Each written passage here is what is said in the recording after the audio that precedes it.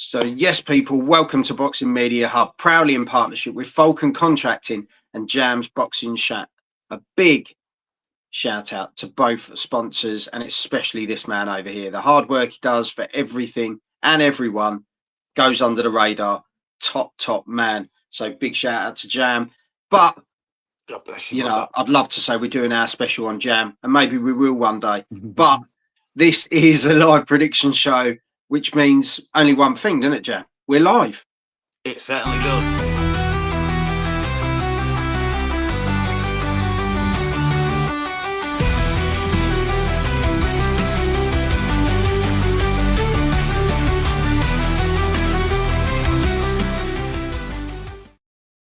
So, yes, welcome to our live prediction show. This is one that has got under the skin of everyone.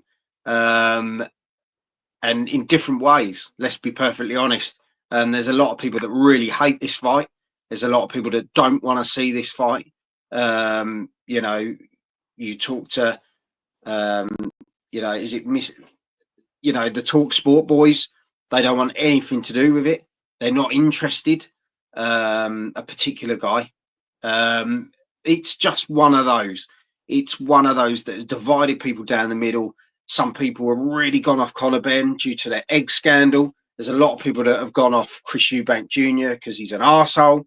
There's a lot of people that have just gone Couldn't have said it better myself, bro. in so many different ways. So we're going to break it down for you, people. Chris Eubank Jr. versus Conor Benn at the Tottenham Hotspur Stadium. If you haven't heard of Tottenham Hotspur, which is probably likely, they're a small club in London. Chris Eubank Jr., 37 fights, 34 wins, 25 knockouts. You like that, didn't you, Jam? October 2024, and that was against Kamil Szeremeta, which was a win, TKO round 7. Wasn't the best performance, I'm going to be perfectly honest. He should be well above that sort of level in a lot of people's eyes, should be fighting better opposition. No offense to him. Conor Benn, 23 fights, 23 wins, 14 knockouts. He was asked out in February. It's that long ago, last year, against Peter Dobson, which was a win, unanimous decision, which was in the States, wasn't it? It was, because he was still banned. He still is banned at the minute. He's still got to apply for the British boxing licence for this fight. So, yeah. They'll get it because it's too big now. They'll get it. If not, they'll do it under Luxembourg like they did with Dillian White and David Hay against Derek Chisora, my bad, They'll sort it. They'll go around the issue. They'll skirt the issue. Honestly, I won't waste money on this pay-per-view event. This fight fits better under the Misfits banner than under the Ring. Rather pay for Canelo and New York pay-per-view event under Cinco de Mayo weekend. Thank you for it is what it is. It's one of those. Don't get me wrong, it's a huge fight in its own right because of the bad blood between the two of them. Let's put the fathers away to one side. It's bad blood between these two guys.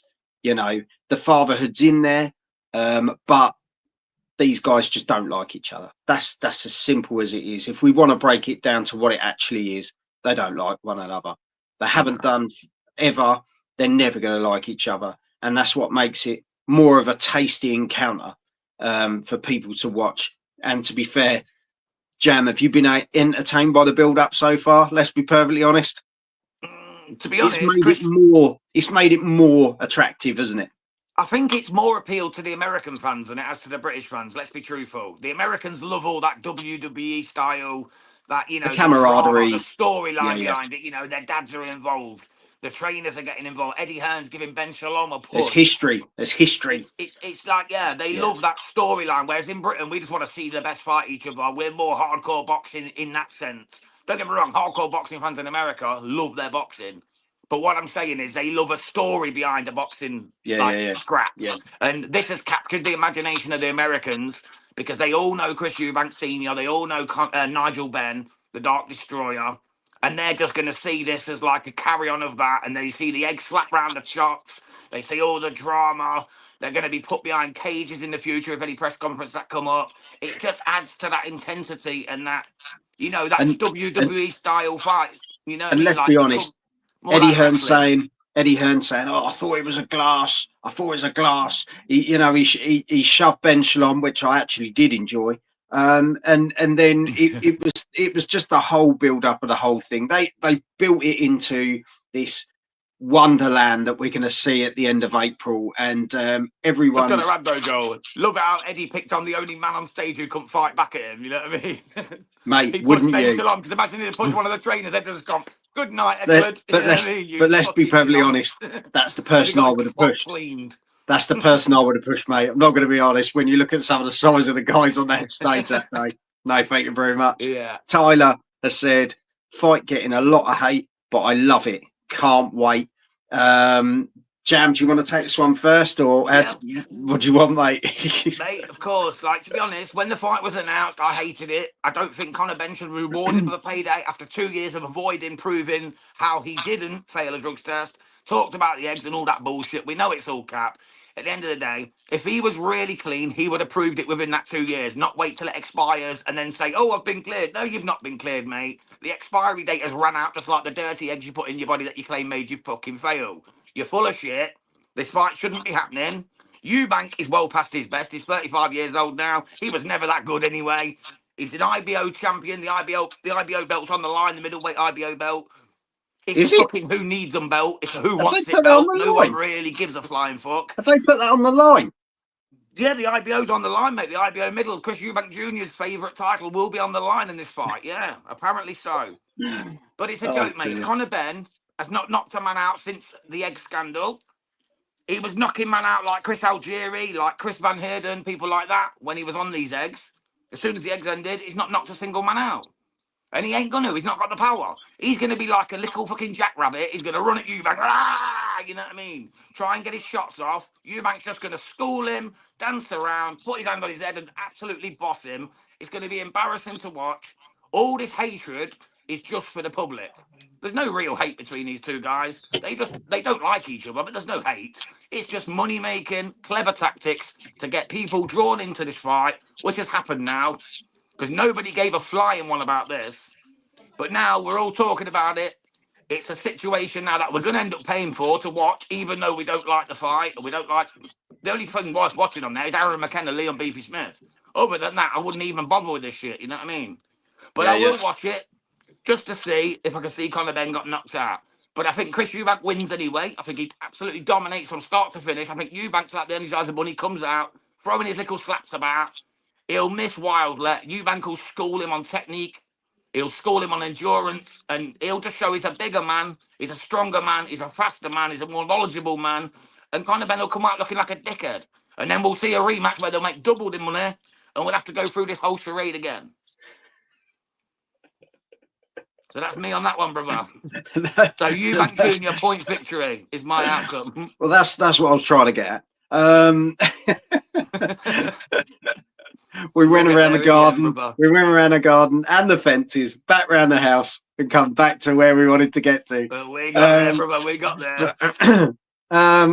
Yeah, for me, I'm going to be perfectly honest. I hope losing it must be the egg, mate. I had it for dinner. I reckon I'm going to go with. Do you know what? And I'll get the hate, but I don't really care. I want Conor Benn to win this fight. I genuinely do. I'm not a fan of Chris Eubank Jr. in the slightest. I'm going to be perfectly honest. I think, he's a dick for being a dick. And he needs to wash that coat that he wears to every single press conference. Because I don't think he's ever worn anything else. I'm going to be perfectly honest. And he's never going to fly a plane. So he needs to take the aircraft jacket off. Do you know what I mean? You're not a pilot, mate. Let it go. Let it go. He's a proper dick. He's a proper dick. He is a Eubank at the end of the day. This is what they do. Other than Harlem, I think Harlem's a different sort of rule, very different style. But not driving around in a Mack truck, you know what I mean? No, this is it, mate. No sheriff's badge there. Do you know what I mean? But it is what it is. For me, I genuinely hope Conor Benn cleans his clock, and I think he can. I think it'll be one of those where Conor's literally going to have to do it. And I know this sounds mad, but I think he's going to have to do it within 6 if he's going to get him out, because I think you give Eubank Jr. that confidence boost. You've got to lay it on him. You've got to lay it on him, and you've got to put the pressure on him, because if you don't put the pressure on him, he goes into autopilot and he'll just stick behind the jab. He'll throw his speed combinations that don't really have a lot behind them, but he'll do them all day long, and he'll just keep you.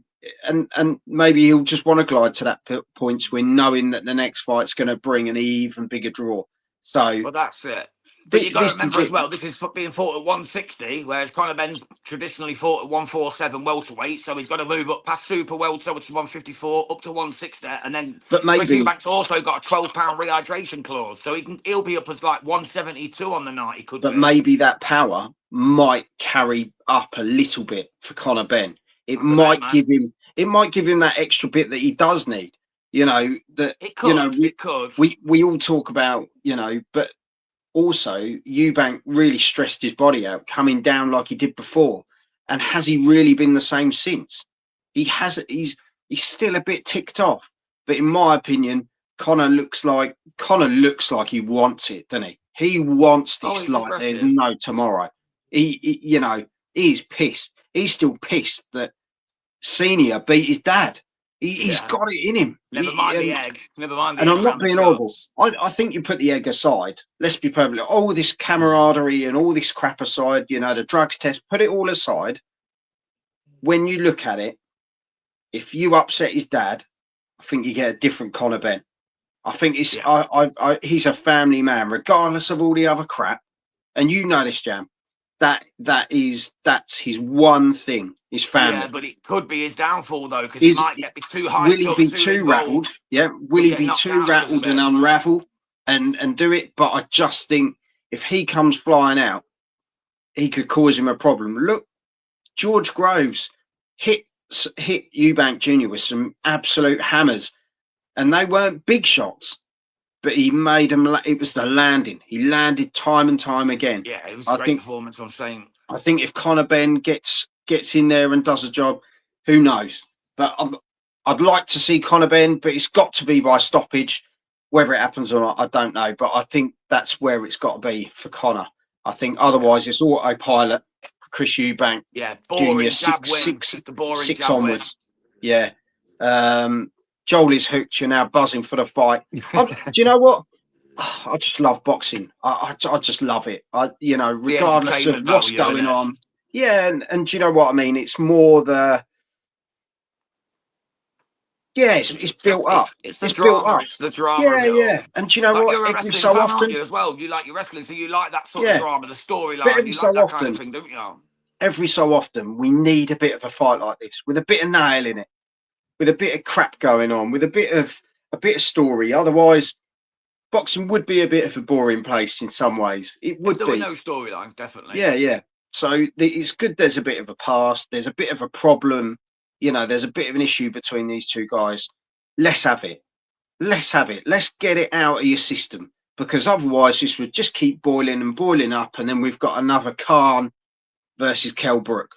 And this is almost like in that sort of realm of bad blood.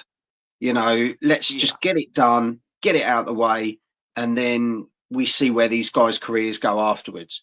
There's not going to be much of a career left for Chris Eubank Jr. after this, win, lose or draw, because he is knocking on, and he should have been a lot higher than he already is. Conor Benn in a bit more of a position. If he loses this, it's not the end of the world. He's made a stack of money. And then he'll look a mug. But he'll still have the name for people to go, do you know what? I'll still have a go at him. Yeah, he'll become toys. He'll become toys for elite boxers. I'll get Conor Benn on the resume so that I can say I beat a Ben. You know what I mean? But let's see how it goes. It's an interesting one. Just because you mentioned Kell Brook, mate, I just want to mention, again, I know we've done the short on it, but R.I.P. to Carson Jones, who came to Britain and fought Kell Brook twice, who sadly passed away age 38 the other day. Just want to say salute to his family and to his management team and his friends and his supporters. He was a really good guy. He came to fight some of the greatest fighters in Britain, like Ted Cheeseman at the time, Kell Brook twice, Brian the Lion Rose. You know, so R.I.P. to that great man, and it's sad to see him go at such a young age, man. What a sad situation. Yeah. Couldn't have said it better myself, Jam. And as we say, love to the family, all the support from Boxing Media Hub and everyone here. Love to everyone at that end. And on that note, we will say thank you very much to everyone in the chat, as always. Everyone that watches this, I'm probably going to get blasted for this one, but you know what? I don't really care. Mate, let's go with it. Our opinions, brother. I think it's one of those where it's a 50-50 in the sense of who you like, and how you see this one, to be honest. So let us know. It's a pick 'em, brother. Yeah, it is. And it could be a case of who's got more fire in their belly on the night. Who's going to be more pissed on the night to get this job done. And it could be the opposite. Whoever's the most pissed could lose because they're too hot-headed and walk onto one. Chris Eubank could slap him with a cheeky left and just put him out, you know? For me, that's what we Chris Eubank's doing the calm and collected. But deep down, this will be boiling him. This will be boiling him. Yeah, both of these guys are going to be boiling over for this because they're going to be thinking, he's a drugs cheat. Well, he's just a prick. And they're just going to collide. That's what I like about it. You just got two guys. It's not even a case of you got two boxers here. It's a case of two hotheads in a car park that are actually ready to have a dust up. And they'd do it if those security weren't in the way. They would have just had it. Oh, definitely. So let's see. Hawkan, just quickly, I'm not going to pay to watch this one. Don't worry, Hawkan. We'll guide you through it on here, mate. We'll be on the watch along, mate. So join us for that. Hit the subscribe button, check out the rest of the content as always, but let us know how you see this one. Jam, see us out, my boy. Yeah, thank you everyone for tuning in as always. If you're watching on LinkedIn or you're watching on X, please head over to YouTube, give us a subscribe, turn on notifications so you never miss a live, and have some of this. Have it. God bless. God bless y'all.